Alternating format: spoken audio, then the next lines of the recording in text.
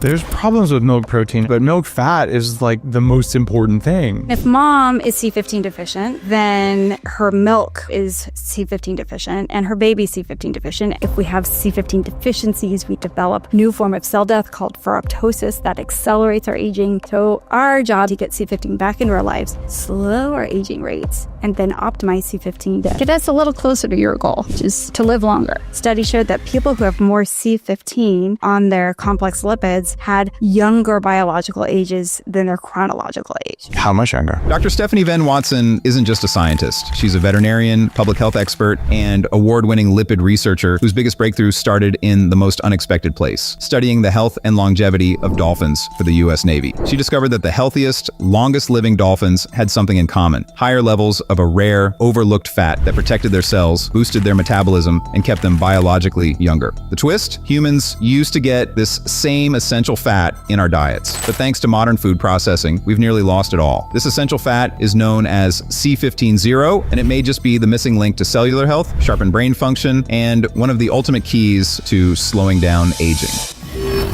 You're listening to The Human Upgrade with Dave Asprey. Stephanie, thanks for coming into the studio to do a live interview in person in Austin.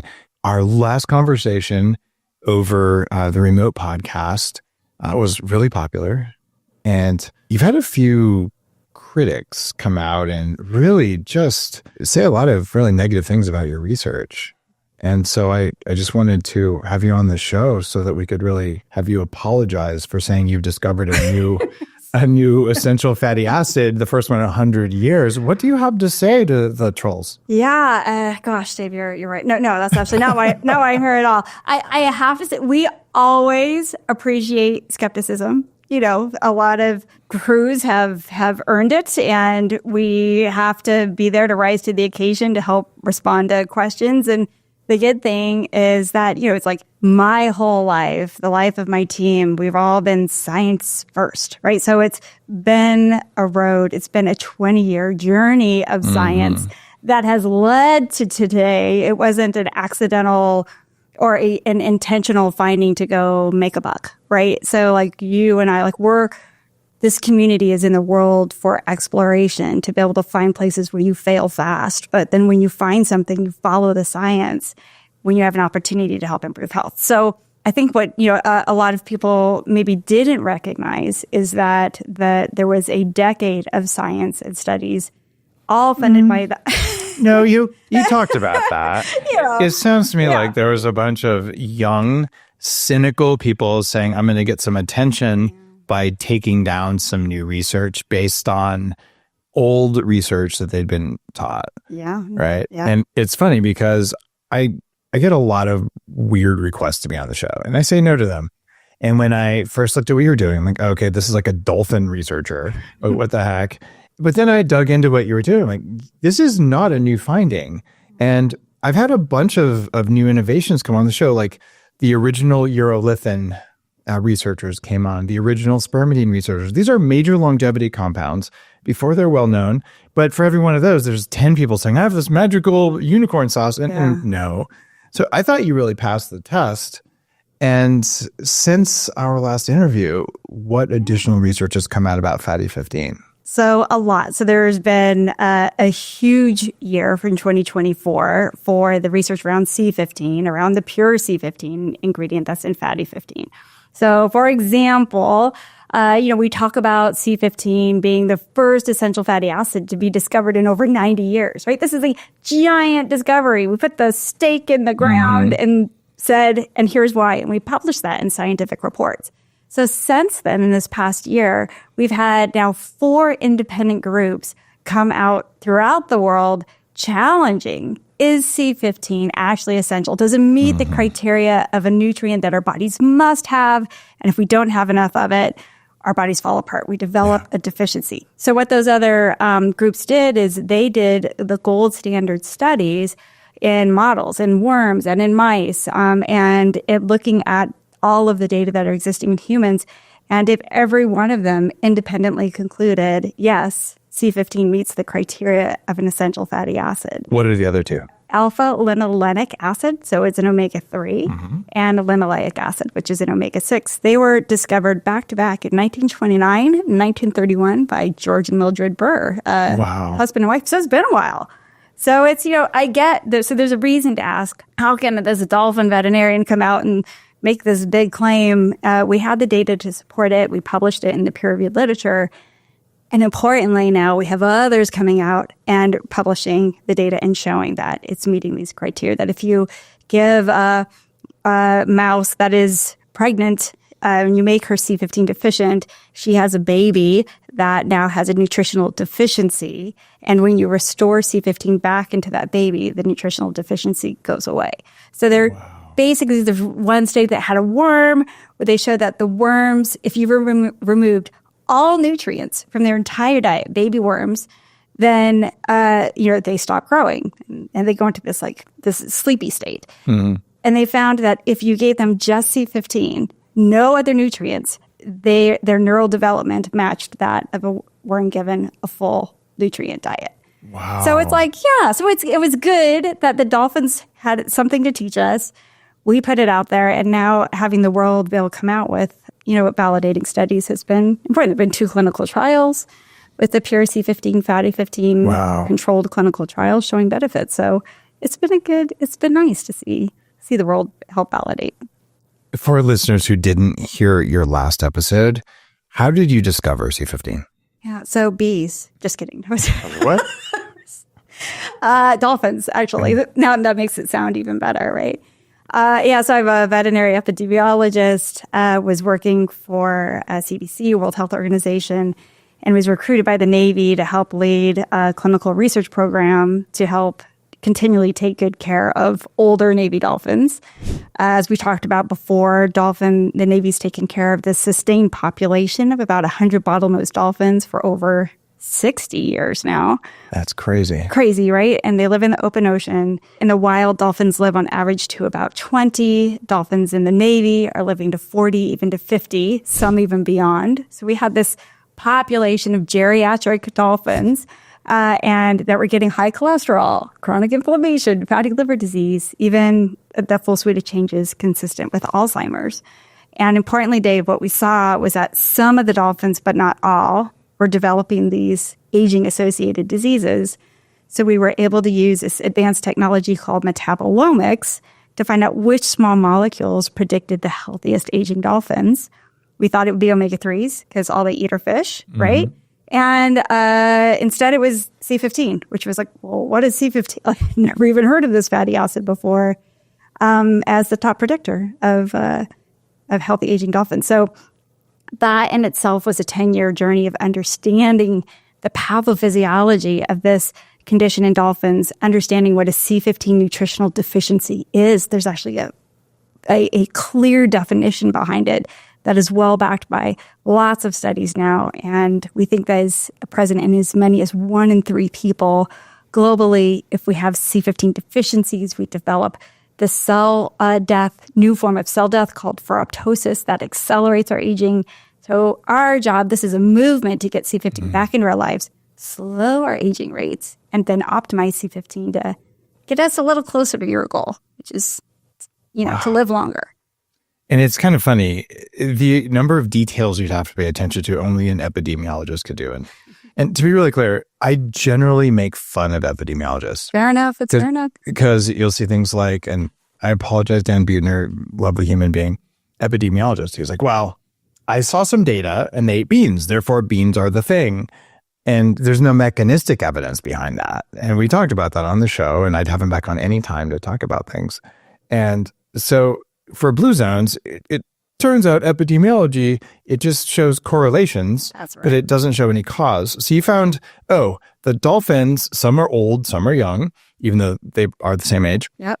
And the type of fish that they like to eat was what was driving this. That's right. And then what did you put the fish in blenders and find out what was in them? Like, how does that work? It was a Bassomatic. We're just watching Bassomatic. Just enjoying the 50-year anniversary of SNL. But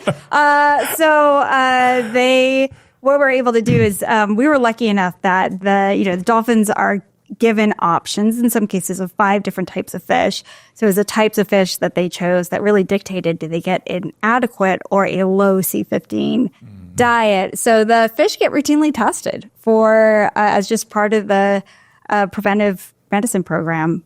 Could you imagine that? Like if everything that you ate every day was sent out to a lab to test for all the different nutrients, and you knew exactly on every day which nutrients you got.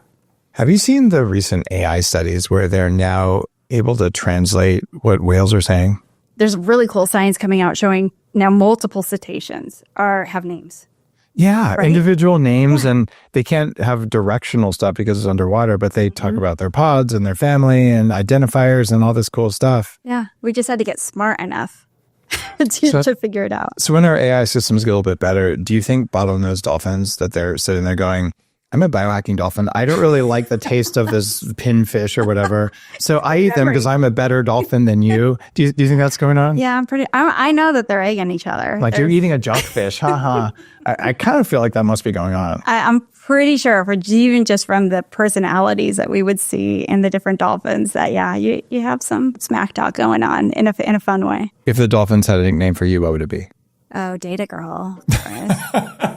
Or it would be a vampire, because at a certain point, we were, they actually develop part of this cellular fragility syndrome, like C15 deficiency syndrome, is they develop iron overload in their livers. And so the way we were treating it, we didn't know the cause at the time, but the way you treat it is same as what you do in people, where you pull blood out. It's phlebotomy. And by pulling out blood, you can get the iron out of the liver. So same with dolphins, it works. So anyway, I would always take whatever blood they had during those sessions, I would put it to work in the blood labs. Girl. No, exactly. Run away, swim fast. It's funny, in longevity, when people have high iron, it turns out you can reduce iron and you live longer, which is why some people give blood if their iron's too high. So there's evidence for that. But that is intriguing. Does that mean when people have iron overload, they might really have a fatty 15 or a C15 deficiency? Yeah, that's it. That's exactly it. Is there evidence in humans for that? Yeah, same thing. Holy crap, right? Really? Yeah. So what we have found is that, and again, what was great about this dolphin patient, it was so clean, because if you took, 100 people, that we'd have so much diversity. You take everybody sitting in this room, right? And we have a diverse enough lives, it would be hard to be able to be like, okay, this one thing is going to mean something to all of us, because we just have very diverse lives. But with the dolphins, it was such a similar population getting similar exposures. So what we were able to show is that when C15 levels in our cell membranes get low, because we need a certain amount of it just to stabilize our cells, when it gets below 0.2% of total fatty acids, the cells get fragile, hence cellular fragility syndrome. That includes red blood cells. And so when our red blood cells get fragile, we have Kupffer cells in our liver, who just not their whole job, but part of their job is to sit there and engulf weak red blood cells, which is great, because then they would recycle the iron and put it back in the body. But when you have a lot of fragile red blood cells, then those cells in the liver get overloaded, and what's left behind is iron. And over time, it accumulates, and you've got a bunch of free iron sitting in your liver. This now in humans is called dysmetabolic iron overload syndrome, or DIOS, and it then results in this ferroptosis, this new form of cell death, lipid peroxidation of fragile cells, mixes with iron. You get reactive oxygen species, mitochondria get taken out. Oxidized LDL. There you go. Yeah, oxidized LDL spills over to the brain, to the heart. So now and we were able to show that this is the phenotype of C15 deficiency that causes this, and then we're able to then reverse it, right? Just by putting C15 back into our bodies. Crap. Right. So anyone listening with iron overload, it's unlikely to cause harm to test having some C15 in your diet. Or, I'm just going to say this, if you've listened to this crazy guy telling you have cultured grass-fed butter for the last 15 years, is there C15 in butter that's cultured? That's funny you should ask that. Oh my God. So we now know, as far as like, how did we get to where the world 1 in 3 people are C15 deficient? It's, we've moved away from what you have known and appreciated all along, right? We have healthy fats. in our dairy fat and ghee and in butter, when the cow is fed grass, it has twice as much C15 than cows that are fed corn. And so that is one reason why those foods are healthier for you. And, one of our calls to action is to help the dairy industry to report what are the C15 levels in your product, because I would buy that product if it had higher C15 in it. If I was looking at different butters, I would choose the one with the highest C15. So it's funny if you look back at this group called Weston A. Price, anthropologist, and I think also an epidemiologist, if I remember right. This group was originally saying, well, let's look at ancestral foods and the correlation of those with straight teeth and a lack of degeneration. So some of the very early thinking behind my fertility book and my longevity book comes from a book called Nutrition and Physical Degeneration. Are you familiar with these works? Yes, absolutely. And he hypothesized that there was a magic factor in butter, and he didn't know what it was. And it was the thing that was causing all these health benefits. And most of us, including me, have said, well, it was probably vitamin K2, right? But there's no evidence that it's just one factor in butter. It was probably two factors, given what you're saying.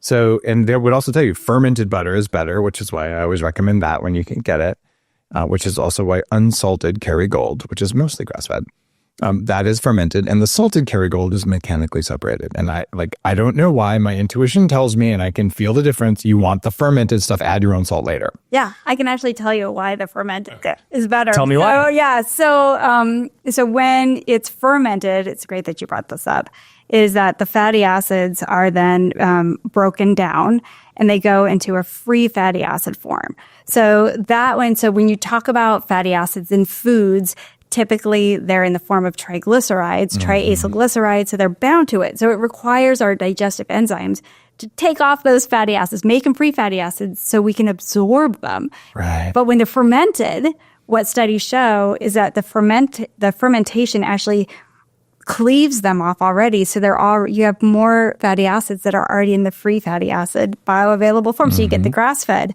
fermented, dairy, fat, and there you go, Dave. You just knew it. Or you could go one step further and you could clarify the fermented butter, which makes it all free fatty acids, which is what all of Ayurveda talks about, and which Weston A. Price talks about. His butter oil was the magic factor to heal you. And all this time we thought it was vitamin K too. And I think it is. And this was in there all the time. But because as humans, we love to think there's one cause. But for longevity, it's not one thing. It's a recipe. That's right. Right. And I think you've done some foundational work. And the reason you could do it is that you're not an MD. It's because you're an epidemiologist and you're looking at animals, which means you have control over them that you could never do with humans unless it was like a prison experiment in the 60s, like they used to do in the US. Let's feed half the prison nutritious food and then they'd get less violent and actually start becoming happier. But apparently that's unethical. So you were just able to figure this out. What gave you the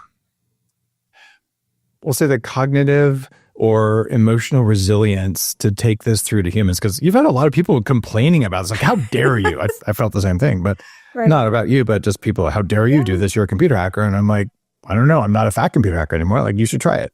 So how did you go down this 10-year path of making this a human supplement and actually writing a book about it now? Where'd that come from?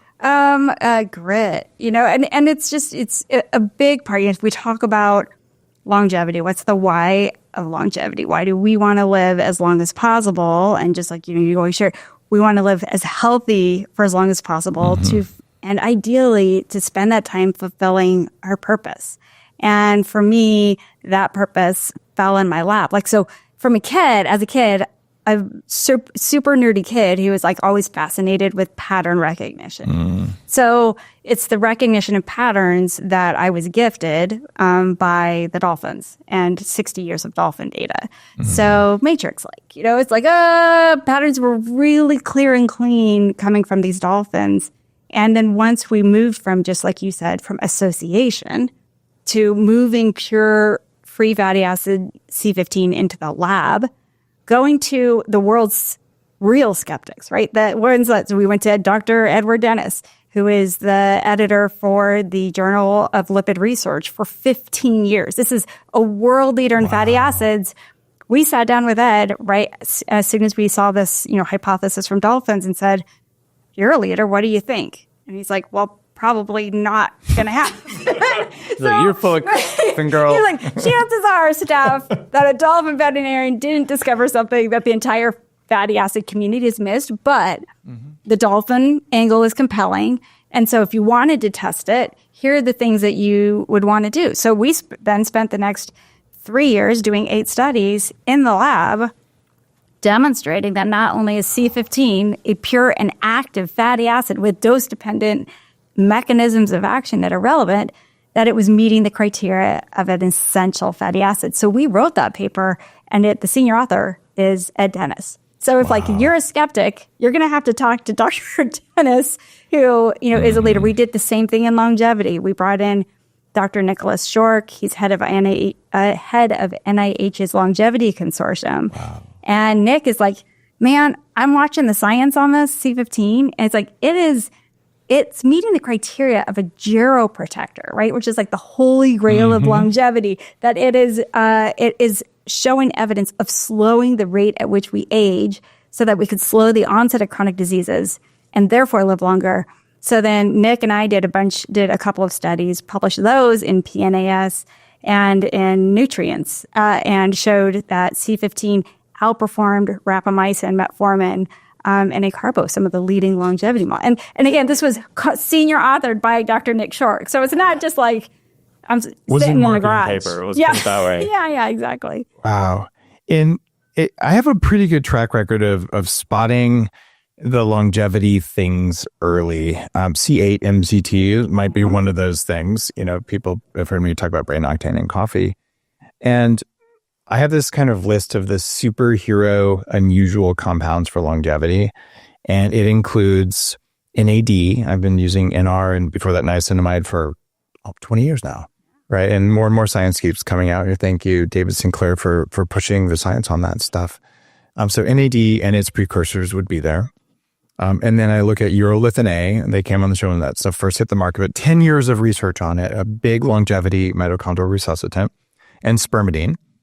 Spermidine, I couldn't even buy it. I knew what it did, and I couldn't get it when I wrote my longevity book, and now that's on the market, and all of them come through the show. And so for some reason, I've got a good BS detector on that stuff.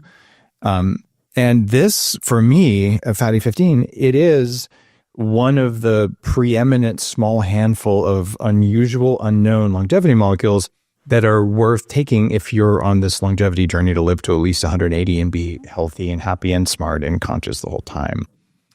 So thank you just for doing the hard science behind that, because it's not easy to change people's minds. Following the science and just forging forth, right? It's in the book we mentioned that the whole Teddy Roosevelt being in the arena thing, that it's about being in the arena where you have a purpose. The science is pointing you continually in that direction, that you're willing to get bloodied and marred and bruised to be able to do something great and good for the world. It's okay. Like if we talk about, if you have a true breakthrough, you're breaking the ground upon which people comfortably stand. So you have to expect skepticism. The goal is then, again, because the science kept holding, you just have to hang in there and get it across. And so we're now with the book with the longevity nutrient, with now over 100 peer-reviewed papers on the benefits of C15 around the world, anti-cancer with activities of whole group looking at the importance of C15 to infant growth and development, to be able with regard to fertility.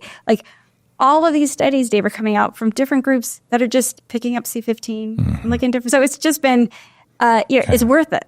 Got to fight for it. My very first book, a lot of people don't know this, it's called The Better Baby Book.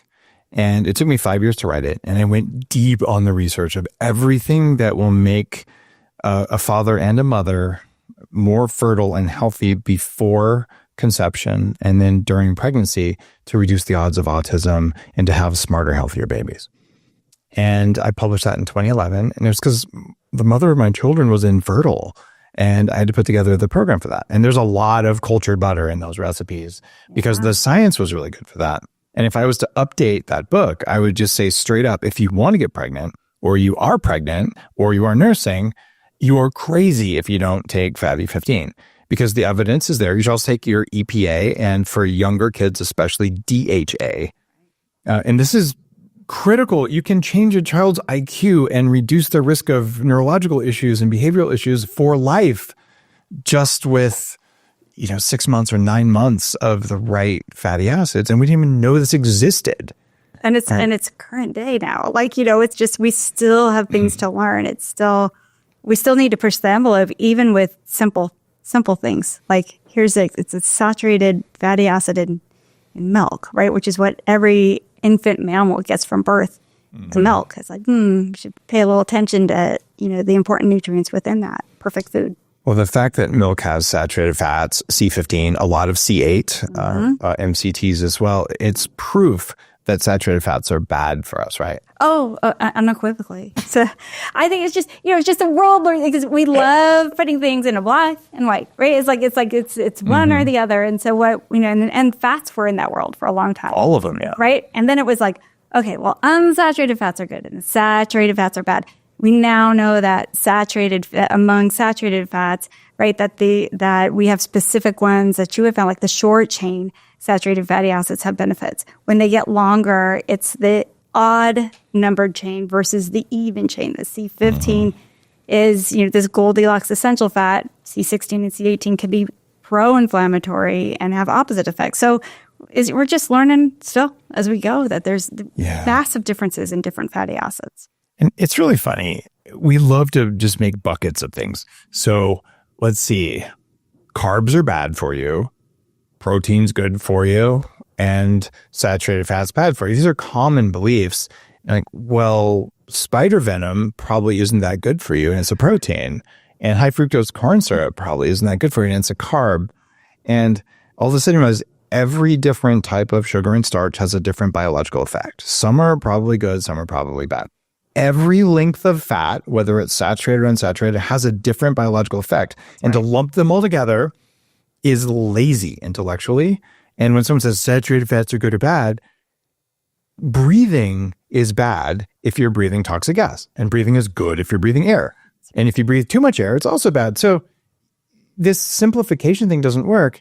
What we have now is we have AI, we have big data, and we have the ability to just comb through vast amounts of information. You could have never done this even in the 90s or early aughts, right? Yeah. How much did big data and AI help you discover C15 and what it does? It's mainly big data. Yeah. So, and relative, like for dolphins, the Navy had amassed an unprecedented amount of dolphin health data throughout their lives. And these archived samples they have, I think at the time they had 10 minus 80 freezers in a room that just held archived tissues and samples that are collected throughout their routine healthcare. So it was only because of the foresight that the Navy was able to do that. We were then able to go in, take archived serum samples throughout their whole lives, and then be able to look at thousands of small molecules in each of those samples to then be able to do relatively simple statistics because, that's all I needed to be able to have very clearly rise to the top the molecules that predicted healthy dolphins. Wow. Those same trends were coming out in people with higher C15, reportedly lower risk of type 2 diabetes, heart disease, fatty liver disease, multiple types of cancers. But again, it's association and there's so much noise. So it was only because the dolphins, we were able to do that with big data that were clean. So we didn't even need AI at the time, just I. Wow. Just a little bit I. It's kind of mind-boggling. You look back on how much the world has changed. I was there at the conference where the term big data was coined. A guy named Malik put on the first big data conference way back in the day. It was probably late 90s, if I remember right. And we were just figuring out how to do this. And you fast forward, not that much time compared to human history. And all of a sudden, I just used the tool set and look what we just discovered. And I feel like that curve is accelerating dramatically in the last couple of years because of now AI plus big data. Whoa.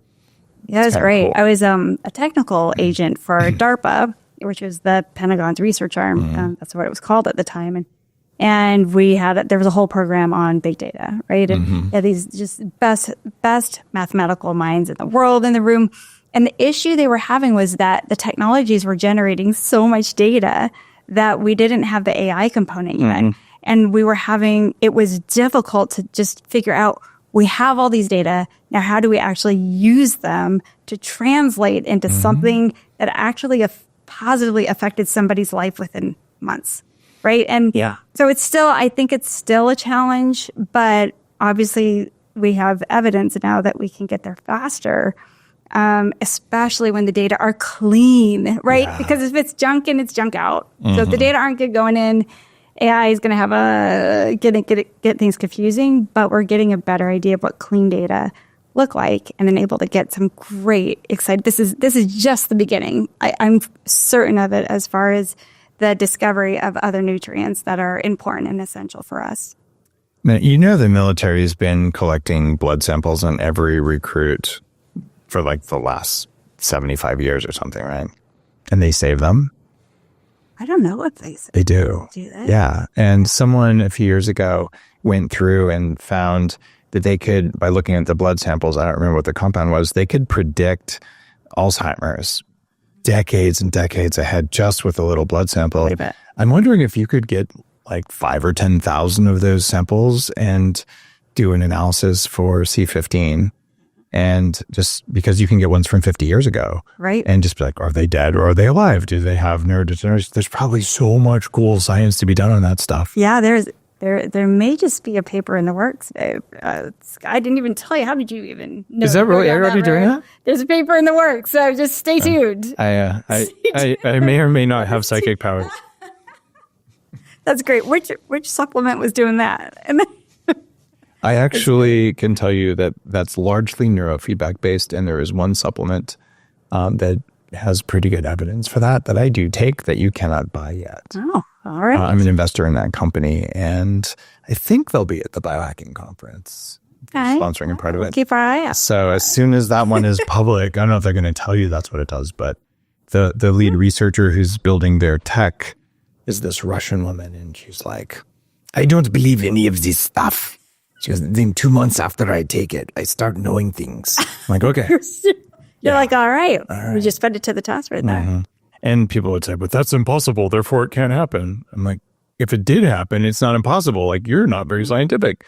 So in the yogic cities, this list of superpowers that humans occasionally manifest, the ability to kind of know stuff happens. I'm not claiming that's what I did. Sometimes there's just pattern matching, but it's interesting. Sometimes it's just in the field, and I think people know it. Yeah. One of the projects I worked on at DARPA was telepathy. So did you now? Can't say anything more about it, but just say it's we have things that we still have lots of things to explore. I am friends with the top remote viewer that worked with the 3-letter agencies on that.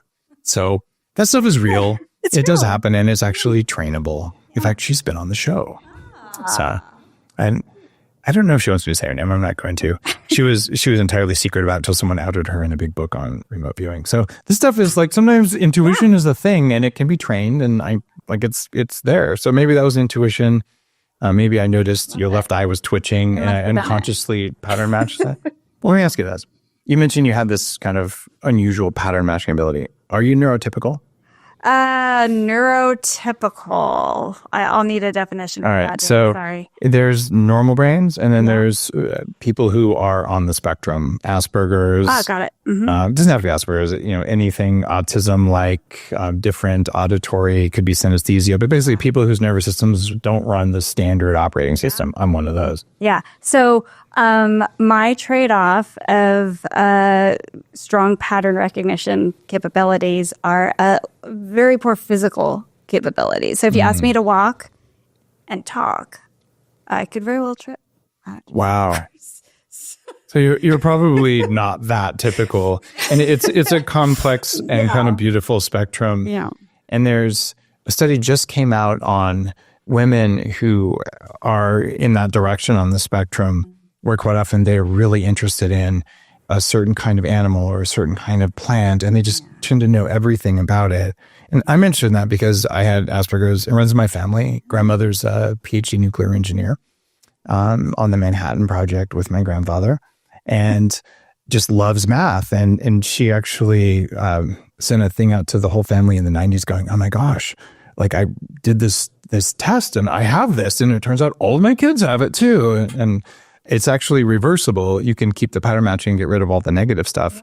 But it's been a lot of work for me. So I'm always curious when people have an unusual mind, what's going on in there. So there's some unusualness there. There is definitely an unusual. Yeah. And there are trade-offs for that. Okay. You know, I think one thing you're sharing in the book is the whole idea that if longevity is enabling, these advances in longevity are enabling more of us to live healthier longer. And if I was like back in the 1700s, I would have been eaten by bears, right? Because we'd have to glasses and I would have been eaten. So, but now it's like we now have the ability that like even us nerds can live a long time. And what do we do with our time? Well, we're doing science.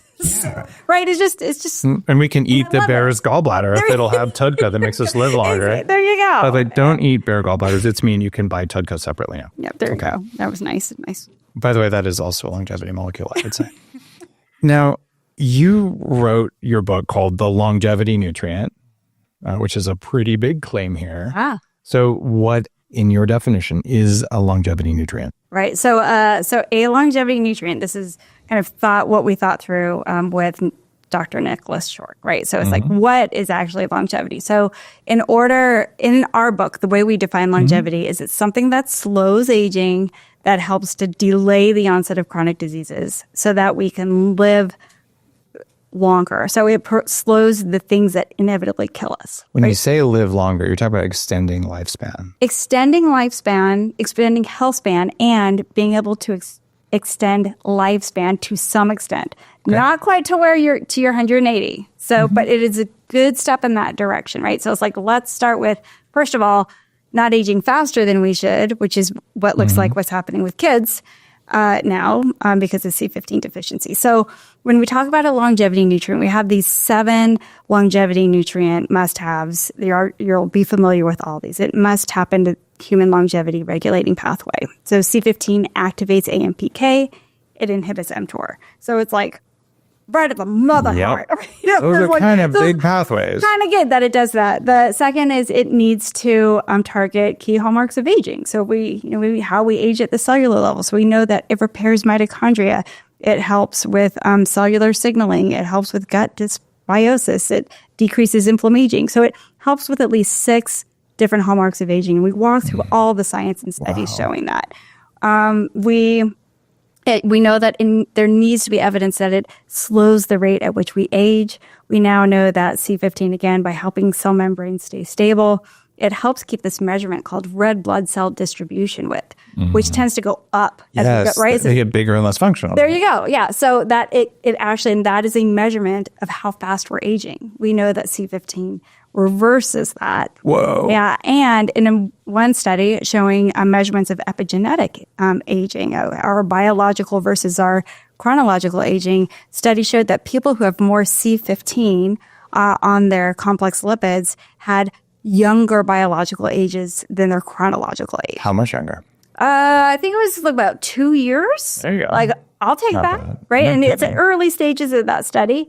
And then fourth, that it needs to have meaningful clinical benefits within months. So this is not something where you cross your fingers and say, I hope I live longer. That it needs to, like, when you take it, and if you have an aging-related condition, there's evidence of reversal of that, of an improvement within months. And that's where these randomized clinical trials have shown that within 12 weeks, C15 supplementation, fatty 15 supplementation, lowers LDL cholesterol. It lowers liver enzymes in people who have a history of fatty liver disease. It improved red blood cell function, and it improved gut health, like all within 12 weeks in 2 different clinical trials. So, and then the fifth, the big one is, that there's evidence, and that's where epidemiology comes in. Oh, yeah. Evidence of large-scale studies repeatedly showing, prospective cohort studies showing that higher levels of this molecule can prevent the onset of the diseases that kill us. So heart disease, type 2 diabetes, certain types of cancers, Alzheimer's. So evidence of all of those first three, Alzheimer's we'll be talking about later in the year. And the last two are really simple, but really hard to overcome. The first is that we need to know that it's something that we could have access to our whole life, because something we need to take every day for 75 to 100 years, are we going to have access to it? And the last is that we can do that safely. So once you get those criteria, it's real hard to find something that meets all those. And that's where Nick was sitting. He's like, gosh, Steph, he's like, he spoke at the ARDD meeting, one of the leading anti-aging therapeutic meetings in the world. And Nick stood on the stage and he said, there is no single molecule that has more evidence of being a longevity molecule than C15. And he says, I've seen it all. So we really are there. So I love my congratulations. Skeptics. Thank you. Yeah, that's a huge accomplishment. Thank you. Well, you've been along for the ride. I mean, you saw it early, and it's just the data just keep growing and growing. So I love those skeptics that we talked about in the beginning, because it's like we should continue to challenge and say, what else do we need to look for? What do we need to challenge? The world has taken that on, and C15 has emerged truly as Simon & Schuster gave it the title, like the longevity nutrient. How do you respond to like the minority of doctors who say there is no evidence that we can extend human lifespan? All you can do is hope to be healthy until you die at the age you're going to die. I have two answers to that. So the first is we've doubled our lifespan. Oops, did that. Okay. Yeah. So like even you look at humans and just like for the last 100 years. Okay. That's already, so we already know that that's possible. I know that there's some, controversy around 120, 122. Can we get past that? The other is evolution, right? So you take mammals, we have mice, and then we have humans and dolphins and elephants. You have naked mole rats. That's what I'm saying. They're way better. Even better, right? So in nature today, we have proof that mammals can live, a human can live 37 times longer or 27 times longer than a mouse. So evolution has already figured out massive changes in longevity. For C15, that's where we've learned it feeds into this whole cell membrane pacemaker theory of aging, that the more stable the cells are, this is, right, A.J. Holbert discovered this, right? The more stable our cell membranes, the longer a species' lifespan. So C15 is just tapping into something nature told us all along. So my answer clearly, I'm like, yes, we can get there, but we really need to be like, that is a big reason why the Navy funded development of a pure free fatty acid C15 absent of the pro-inflammatory fats. We know what you get in a pill. The Navy funded all this, Dave, like all of the science to help optimize a molecule that they saw a lot of promise in to do a lot of good for dolphins and for public health. Is the Navy going to put fatty 15 in MREs so soldiers can be more productive? Right, shouldn't they? They paid for the research. They ought to. The dolphins are getting it. No joke. They get fatty 15. Oh, that's so cool. Yeah. Like here's a bucket of it. Right? Oh my gosh. They get like 20 capsules a day. Now, you mentioned that in your study of epigenetic aging, I'm assuming using True Age or something. And it was another group that did the study. Okay, so you didn't do the study. Even better. I love it when you didn't pay for it, you didn't know the results, and they arrive in your inbox. Yeah, those are the best. I always feel good about those. Okay, 2 years of additional lifespan. Now, there are some people who will say, the only thing you can do to be healthy for your health span, which is all that's possible, is to train. VO2 max is the most important. If you improve your VO2 max by 12%, that correlates with a 2-year life extension. Oh. And you have a nutrient that gives you a 2-year life extension. And get this, if you do an hour of cardio every day, 5 days a week, you only get a 2% improvement in your VO2 max. When you come to Upgrade Labs, and we kind of have a way to do it in 15 minutes. But seriously, this idea that more exercise is going to improve VO2 max or muscles and is going to make you live longer, the effect is relatively small compared to what you can do with nutrients and other lifestyle measures. And exercise is really important and muscle mass is important. Yeah. And if you had high VO2 max and you took fatty 15, are you likely to live longer or less long? Yeah, I'm going to go with longer. And the big point being, that it's additive, that there are more and more things we can do that are becoming it's not tangible, right? It's multiplicative. You're a good point. We get synergistic effects. Yeah. Yeah. You see how we did synergistic at the same time? We were downloading that with our psychic telepathy because we know you're from DARPA. Well, that's right. I had the little device. Nice. You have one of those too? The implant or no? Now everyone's going, oh my gosh, they really are. No, we're actually not cyborgs, I promise. What happened to remove C15 from our diets? So we did. So there was this 50-year experiment where, somehow congressional recommendations, if you could think about that now. This is Ansel Keys nonsense? Oh my God. It was like 5 senators got together with good intent, right? 5 senators got together. They developed these nutritional guidelines for all Americans in 1977. Their intent was not good. I'm trying. No, you know why they were going to lose their committee because they had everything to do. So they made up something to maintain their power. Like, let's come up with a food thing so that that we're going to have a war on saturated. Like, it was nonsense. They're politicians. What do they know? Well, I'm trying to have a positive outlook, but it did start. The committee did start to actually help understand malnutrition in children, and somehow that lets you get elected. Come on. Somehow it turned into taking whole fat milk and butter away from all Americans, including children.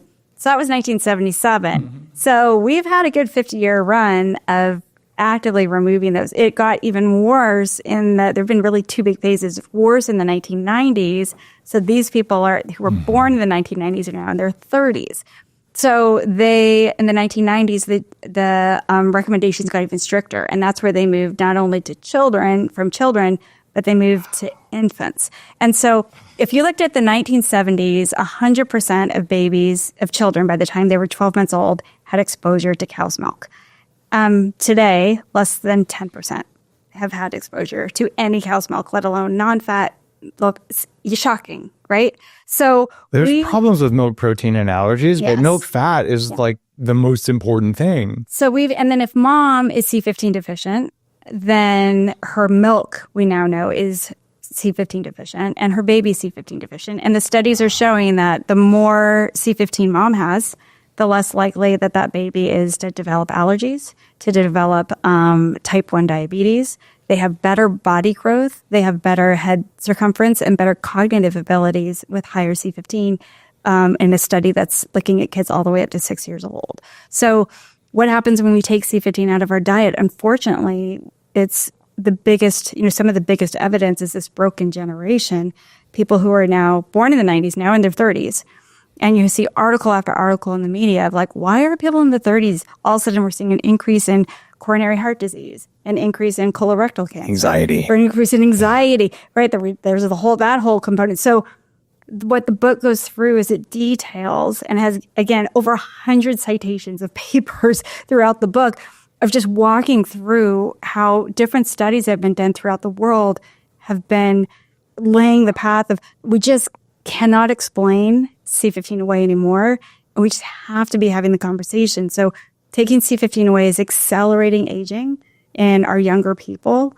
And so, there's this need to be able to bring it back, have a conversation. If let's get grass-fed, fermented dairy back to our kiddos. Well, if you're a young adult, you're in your 20s, maybe you're a teenager, and you wanted to really just say, screw you, world. One of the ways you could do that would be eat butter instead of the crap food they're trying to feed you. You can take some C15 and just have a brain and nervous system that works better than everyone else and just be like, you set me up to fail and I refused to fail and I did a few things for my health and now I'm not so docile anymore. And now you can tell me to do things and I'm just going to say, no, I'm not doing stupid things because I have enough energy because my brain works again. It's a big deal. And I do feel like having proper fatty acids is fundamental to showing up with full power in the world at any age. Yeah. And when people choose to do that, willpower goes up. Yeah. And is that like a mitochondrial membrane C15 thing? It's part of it. We know it helps with the mitochondria. One aspect that was another big surprise through our studies was we found that when we eat C15, it does all these great things, right? It activates everything we talked about, the 7 must-haves of a longevity molecule. And our bodies also take C15 and it uses it to make a second molecule, a metabolite called pentadecanoyl carnitine, which is or PDC, which is the second discovered full-acting endocannabinoid. So it fully activates CB1 and CB2. So it's just an amino acid carnitine bound to C15. And people in longevity have been taking acetyl L-carnitine for 30 years for cognitive function and fat burning. So if you took fatty 15 and acetyl L-carnitine, you might make some, right? Why don't you just put the two together and make it a supplement? We're working on that. It's not readily bioavailable, but our bodies do appear to be pretty good at this. This recent clinical trial that happened, we also took a peek to say if the people who took fatty 15 did their PDC levels go up, and they did. Okay. So that did happen, and by doing so, all of a sudden that helps answer this. The questions of just like you were bringing up, Dave. People who have poor sleep. It's not just metabolic issues, right? It's also poor sleep, of more active depression.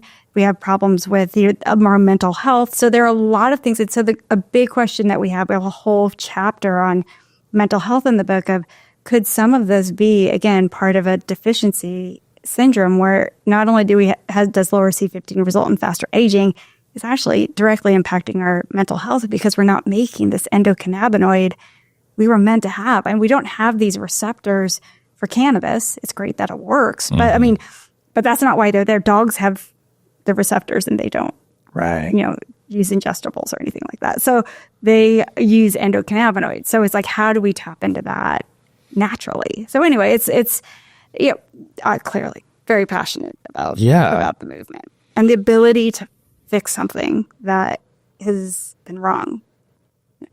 It's completely wrong. Do you know about Lord Rothschild? No. This is an interesting thing. So the Rothschilds are a very, very old money family and still pull the strings on a lot of global banking and currencies and wars. And they're not the only one. There's Bilderbergs and Rockefellers and probably a bunch of ones I don't even know about. But there's enough evidence for these guys. Like, there's something going on there. I'm not an expert, but there's something going on. And so this very wealthy guy has only made 2 public proclamations in his entire life. So the guy was kind of a puppet master here. One of them was the creation of Israel, which was an important thing. The other one was when the first study came out showing that pasteurized milk reduced fertility in rats, that he mandated that we have pasteurized milk. Oh, did not know that fact. Yeah. And it's funny how there's this insane, sociopathic war on something as innocuous as raw milk. And I always wonder, is there an association there? And that leads to the question. Right. I looked into that too. I had the same question. I had the same question. I looked into the literature. And with regard to C15, it looks like it's about the same. Does it survive pasteurization? Okay, that was my big question. One of its role is it's a super hardy fatty acid, right? Because it's saturated, so it doesn't break down well. Okay. So in this instance, yes, that you're able to get your C15. Okay, so I can blend it into my coffee. But if it's skim milk, you're getting less because I took the fat out. Exactly. Okay. Yeah. Got it. So weird. Right. Wow. The world's complex, and I do feel like sometimes I'm in my super positive thing and we get emergent complex behaviors from complex systems that look intentional, right? And an example is a flower. Like, God must have made this beautiful flower. And you go, well, you can actually make that flower with 3 rules in a simulator repeated an infinite number of times. Like, beauty comes out of relatively simple things done over and over. Well, when you have emergent behaviors from complex systems, sometimes you can say, well, it sure looks like there's a conspiracy against this. But it turns out the complex system was set up to drive profits or to drive this. And so it looks like an organized conspiracy, but there is no intent behind it. And then other times, maybe the devil on the other shoulder is like, this has to be designed. Because it's like every decision you could make to make humans weaker it seems like those are not only being made, they're being mandated and forced, sometimes with regulatory authority. So I love that you're sort of flying in the face of that and going, get your C15, get your C15. Yeah, it's for me, it's just following the data. It's taking on the same, the same role as people who are appropriately should go in. They should question science. They should, because one study showing one thing is never enough, right? You need years and years of studies looking in different directions, pointing to the same thing. So, yeah, when that happens, then you gotta start changing your thinking, and we need to rework how we, nutritional guidelines. The USDA has the current nutritional guidelines for USDA mention saturated fat. All saturated fats is bad 161 times in a 164-page document. So we have some work to do. I think that's about to get blown up big time. And we gotta parse it. So I'm not saying all saturated fats are good, but I'm just saying that, just like we were saying, we need to parse it out. We need to get smarter about it. We just can't explain it. It's just too urgent of a problem. And there's a possibility to be able to fix it through supplement is one way, but it's really meant to bring the science out, help share all the stuff and the work that the world's been doing.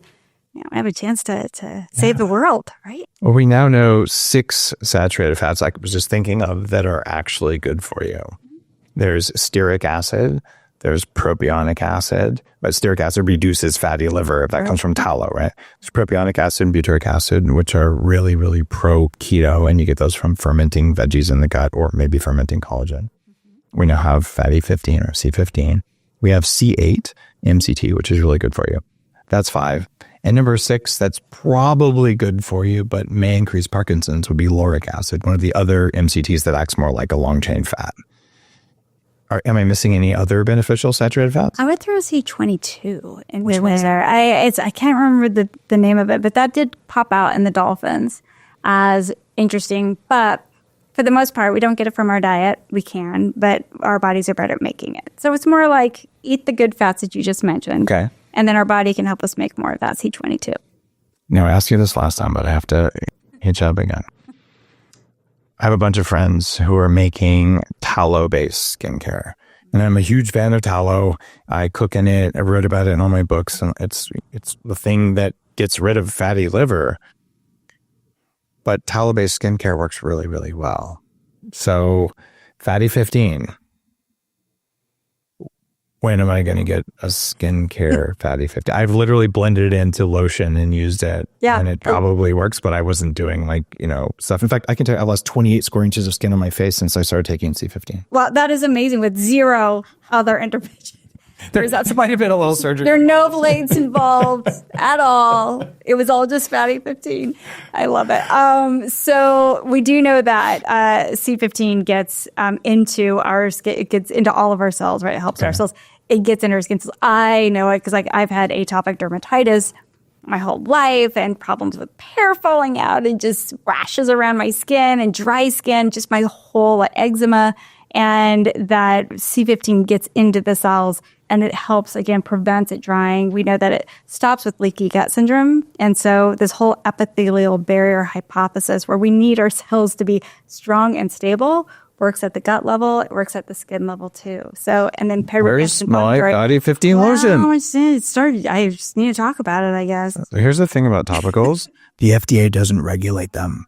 Yeah. Well, so you can put whatever you want in there. You can just rub it on. We'll work. How about we'll work on that? Funny thing about the tallow, that Napoleon had a contest during one of the wars in which he had said, we need to find a cheaper butter because butter's too expensive. So he had a contest for chemists to come up with a substitute for butter, and they came up with margarine. And hydrogenated fats, right? That's right, and they would call it margarine. And it was called margarine because at that time they were using they were using the tallow, the top of the beef. That was the first version of margarine. They called it margarine because it was made primarily of C17, which is called margaric acid. Oh my gosh. So they were like, well, even back then, and then the tallow ended up being wonderful until all of a sudden it wasn't, right? So anyway, it all comes full circle. We could just rub it on our skin. I mean, I open up the capsules. It doesn't rub in very well. So I dissolve it into... Like an oil. I put a little bit of MCT and then I mix it in with my other stuff. You could just like sell it to me. Lotion. All right. We'll work on that. Orders taken soon. It'll be easy. And the testing is just use those high resolution images of skin. You should be able to see a difference in 6 weeks. Then you have a little paper, and I'm telling you, this is a good thing. Like I advise biohacking businesses all the time. Like this is waiting to happen. You heard it here first, folks. Okay, come to the Business of Biohacking conference I put on every year to teach entrepreneurs. We'll get you all dialed in. All right, deal. And then we'll make the lotion. Do it. I'll be your guinea pig. That's great. Okay. Now, I have put Fatty 15 in my coffee, the Danger coffee now, with some butter and some MCTs and blended it up because you said it was okay last time. But I'm kind of lazy. I don't really do that. Mostly I just swallow the pills. You saw them on my shelf in there, right? I did. This crazy vitamin cupboard, closet, room, whatever. So is there benefit to dissolving it into smaller particles when I'm going to take it? I think it will get absorbed. In fact, we know that in its current form, it is 100% bioavailable. So the only thing that we're studying now is there are some studies showing that when mice are fed high-fat diets, that their C15 levels actually go down.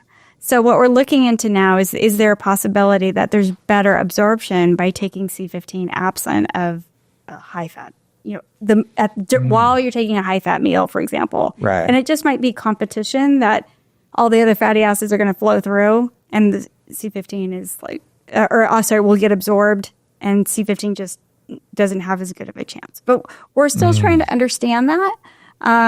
But in general, again, it's an essential fatty acid that's in our food. And so it must absorb that way. It must be able to absorb just fine, but it is one aspect that we're looking. How can we further improve absorption? And again, that's why the Navy invested. Free fatty acid, 100% bioavailable. Okay. Let's increase our odds of getting its benefits. Now, when you eat fat, if your pancreas is working, you get some lipase, which breaks fat down so you can make energy out of fat. So fat can be either a building block or it can be a source of electrons for calories. Do we know how much C15 gets metabolized for energy versus goes into lipid membranes? I think a good part of it goes into the membranes. Okay. All right, and is being used for that. But my guess is that let me take that back. We also know that when we absorb C15, it gets into every nook and cranny of different lipids, complex lipids throughout our body. Cool. So it's going to all kinds of work. So we know that our total C15 levels help inform us if we're at the levels we're at. We want some amount of free fatty acid available to target those. AMPK, inhibit the mTOR, activate PPAR alpha delta, inhibit JAK-STAT. It's just all the great things that it does in the free fatty acid form. So some of the research we're doing now is better understanding what percentage are free fatty acids, which are bound in cholesterols, which are in our membranes, which are being used for mitochondrial energy. Can you make liposomes out of C15? You can. Have you ever done it? We haven't done it yet. Dude, get with it, Steph. What are you doing? You have this crazy longevity molecule, and you're holding me back from my longevity goals. I'm kind of busy, Dave. Trying to save the world here. But that's a good one to add to the... Yeah, it's on the list. It's on the list. I'm just imagining you take that with astragaloside, which is one of the things that lengthens telomeres. You might as well just blend those up in a little liposome. We got double longevity molecules. My telomeres are so long, they're sticking out of my forehead like little hairs. I want my telomeres I love that it. long. I think we needed a whiteboard up here and just start all the ideas. Work through it, work in session. I love advising cool companies. So there's so much cool stuff you can do with this. It's a pretty amazing thing to be able to discover this. Now, this is going to sound like maybe a little over the top, but isn't this the kind of stuff that like Nobel Prizes in medicine come out for? Not the first time I've heard that. It seems like it's at that level from what I'm understanding. It's when vitamins and essential fatty acids in the past have been discovered, it has resulted in Nobel Prizes, but it's been a while. This is a groundbreaking thing. I mean, the first in 90 years and just the whole story. Like you just noticed this weird thing and you just followed it. I think it's really impressive. Well, thank you. I'll pass that thanks to the Dolphins. It really was opportunity, just the ability to be there for that wonderful moment, Dave. We'll thank the Dolphins, and then we'll call the Karolinska and just talk some sense into those guys. I love it. Keep them coming. Keep them coming. The science just keeps piling on. So it's all good. It's all good. We have a new administration in the U.S. Bobby Kennedy is part of the Trump administration, just took over HHS. If you had your magic wand in the new world there, what changes would happen in regulation so that the kind of discovery you just made can get out there and help the most people? I do think there are opportunities now that of understanding of an emphasis in nutrition and whole foods and whole body health. And C15 is one example of that. That there's still, if we apply these advanced technologies that were initially developed for drug development, which drugs have their role in our world and for our health, if we're able to apply those same technologies like we were able to do thanks to Navy funding and this dolphin population, that's what enabled us to make this discovery nutrition. So I do think that the hope is that there's greater appreciation of the importance, like you're talking about all the time, the importance of maintaining and protecting our bodies and our health proactively, preemptively. We're not saying preventing. And then so that we can better defend and have greater resilience against the challenges and onslaughts that continue to fight us, right? That's the goal. The best way to get there is to get there naturally through what evolution in nature is teaching us. So let's start there. And even looking at short-lived species and figuring out how to help them live longer. Now, for me, it's nature's already figured it out, like we talked about. We already know nature's already figured out how to live longer. Let's tap into those learnings and figure out what foods, what evolved mechanisms are allowing longevity to happen in longer-lived mammals, and then push those even further. Wow. I think it's a good opportunity now to really embrace and pour science into foods. And what do foods have to teach us and nature, like dolphins, with names. You're going to be at my biohacking conference in May, right? Oh, absolutely. Are you doing a breakout? I am. You're okay, cool. So guys, that's biohackingconference.com. But the reason I'm asking is that I want to introduce you to Dr. Hemal Patel from UC San Diego. Are you wonderful? Do you know him? I know him absolutely. I know of him, but we have not connected. So that would be great. Okay, he runs the best mitochondrial test I've seen, and this has been for a dozen years. I've been looking for really good mitochondrial testing. It's very hard to do without punch biopsies, and I've been to his lab. But it'd be really interesting to put you guys together and just have him test mitochondria with fatty 15. I think he would be so fascinated. So I'll make the introduction at the conference. You guys should sit down and have a meal. You can pour some fatty 15 on it. It'll be good. That's good. That would be fantastic because we've had the same challenges, with regard to the mitochondrial testing. So that's not just cells in a dish. This is great. Love it. Now, anytime someone's on the show to talk about their discovery and their product, there's a bit of a hostage situation here where the audience wants a discount so they can try the stuff. Fatty15.com/Dave, and you're giving people $15 off. Now, I do want to say, I've been on this since I saw the first research. I am an early and aggressive adopter of longevity technologies, and I take 2 or 3 a day. I have for a while, and I think it's really effective.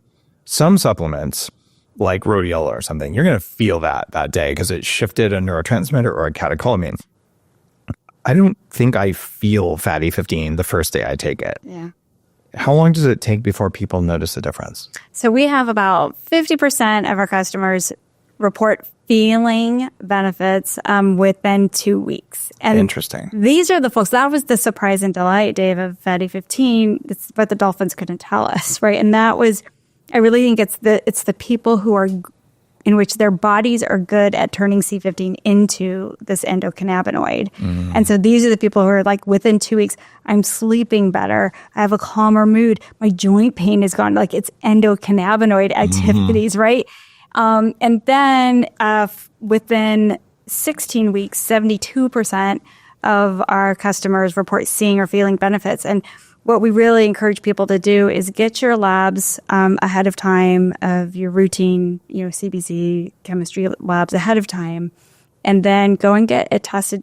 Reliably take Fatty 15, daily for 3 to 6 months, and go get your follow-up test. And that's really where, C15, and again, as part of those geroprotector longevity must-haves, that you will see or feel a benefit within weeks. And that's why our monthly retention rate with customers is 95%, which is unheard of in the that is a very impressive business result. Yeah. Wow. And it really is, because again, it's something that we need. It's essential. It's come out of our diet. We have found a way to optimize. I don't shy away from cheese and from dairy fats, so I was not C15 deficient. And for me, it has helped me achieve higher C15 levels that are more supportive of longevity, better heart health. So it's, lots of good ways.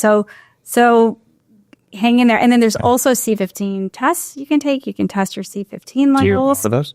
There's a blood spot test that Genova Diagnostics. So I took that one. And then I'm in the longevity zone level of 0.46. The average person's around 0.22% of C15s. I'm going to have to order that. We'll have to get you tested for that. And I was likely not deficient given my fetish for grass-fed butter for a long time. Yeah. But amplifying something to beyond what would be normal for some things that are longevity nutrients, as your book is called, is probably a really good idea. Yeah. And it's better for people like you. It's like I'm able to exercise longer. I have greater energy. I'm able to be able to do more throughout my day. It's my recovery times are faster. So it's those types of things that for people who are really fit, like yourself, those are the benefits that they're really excited about. I think it also means you can be fit with less work. Yeah, that's a great way to put it. So you get better results per unit of effort that you do. And this is my 5th full-length podcast today. And proof is in the pudding. And look at you. My resilience is just fine. I could do another one. And it's remarkable because I did not have this when I was 30. I could not have done this. And I don't even feel like I'm working hard. And this kind of resilience where you just know you can handle anything that life brings your way, it doesn't come from a single longevity nutrient. And this appears to be really foundational. Right. It also comes from having adequate minerals in the body and having a whole bunch of different things that are in my unique recipe for resilience and longevity. And the principles are the same for all of us, but the implementation is different based on genetics and lifestyle and all this stuff. That's right. What do we know about C15 in women versus men?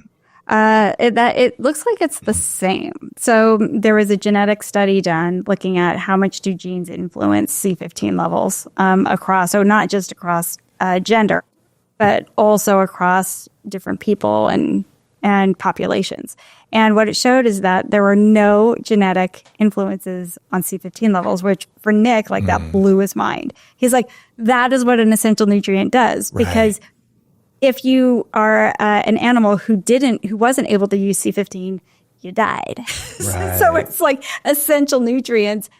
We're meant to be able to use them. So it's equal. If I had to hedge one gender versus the other, I'd hedge toward female, but I honestly think it's because women were more likely to start trying it, but then once it was in the household, Dave, then, of course, everybody wants to live longer. Everyone starts taking the pill. So, and we have the same retention among men versus women, so equal. One of the reasons I was asking is that women will store extra EPA and DHA, and these are not technically essential, but women store them on their thighs, inner and outer thighs, and on their butt.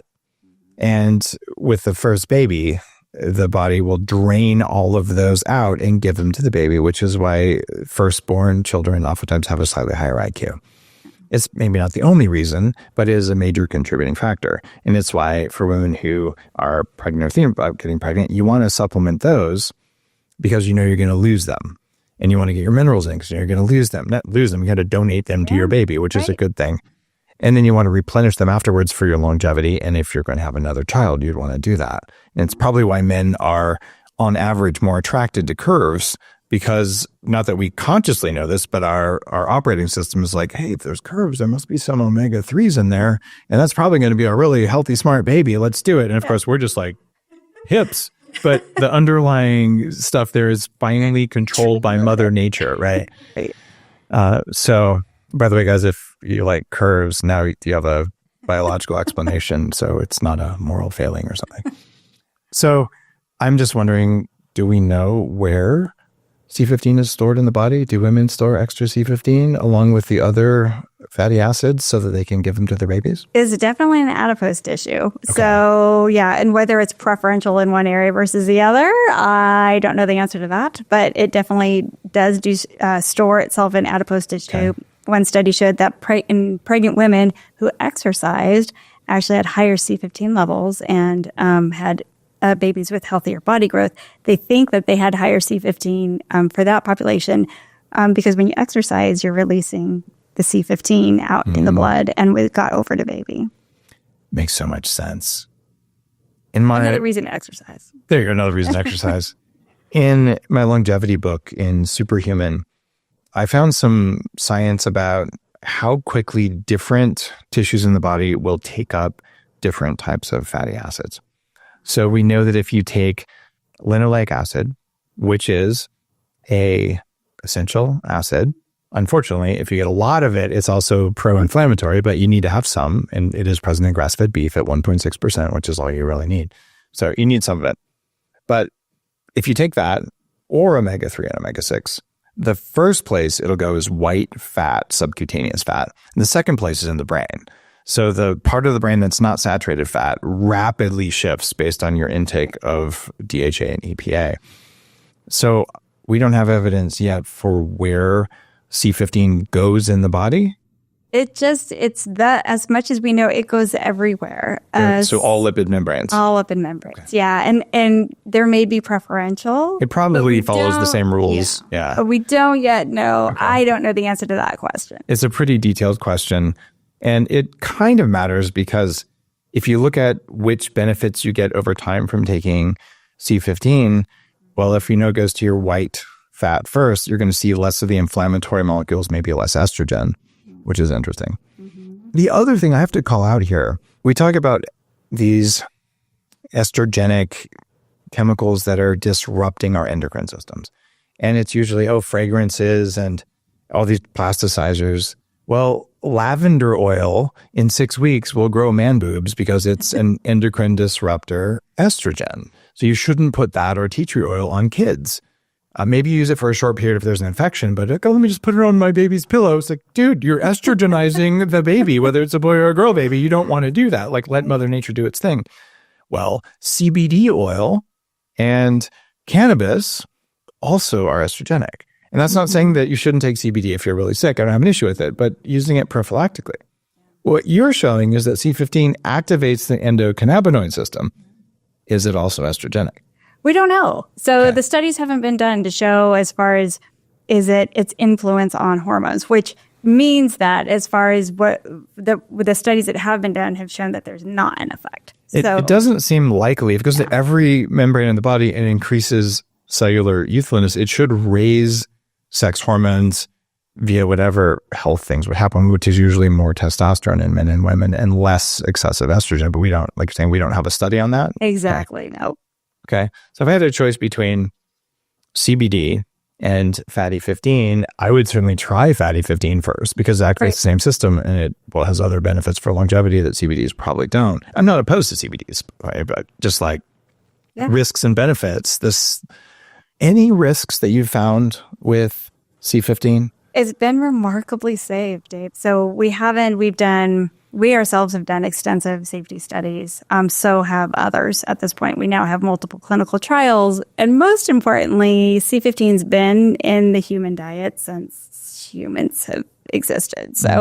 So it's the upside is it's of many, right? It's kind of that last longevity molecule must have that it's a molecule we can take that is safe. And the doses we're talking about, your 2 to 3 capsules a day, 200 to 300 milligrams per day. This isn't, it's not like you've just increased your C15 intake 3,000 times more than we used to as humans in the 1800s. So it's we're maintaining, the purpose of it was to provide it at levels that our bodies were meant to have, but just at an optimized form. So there haven't been any issues with regard to safety. Even minor side effects have not shown up on either of the clinical trials. So it's, we're meant to have it is kind of what it all keeps pointing back to. This is so cool. Well, fatty15.com/Dave, and you guys get $15 off. And come to the biohacking conference and see Stephanie live talking about this in her breakout. You're going to bring dolphins we can pet? 2. You're not. Little stuffed dolphins, probably. Yeah. Maybe we'll have some people walking around and think, oh my God. I just dressed as dolphins. Staff, they're like, oh, crud. Now we have to go on random dolphin totally right? You would kill it. Okay, that's done. I already know who's volunteering. In my mind, I'm predicting. This is so fun. Yeah, we'll be there. We'll be there with the book. You're doing a book signing at the conference? Yeah, we'll do book signing. It comes out on March 25th. And it is called The Longevity Nutrient. And it's the unexpected fat that holds the key to healthy aging, which is super cool. And Stephanie, thanks for just doing cool work and being curious about it and making stuff that's going to help me hit my goal of 180. And I look forward to hanging out at the conference. Absolutely. Thanks for being part of the movement, Dave. See you next time on the Human Upgrade Podcast.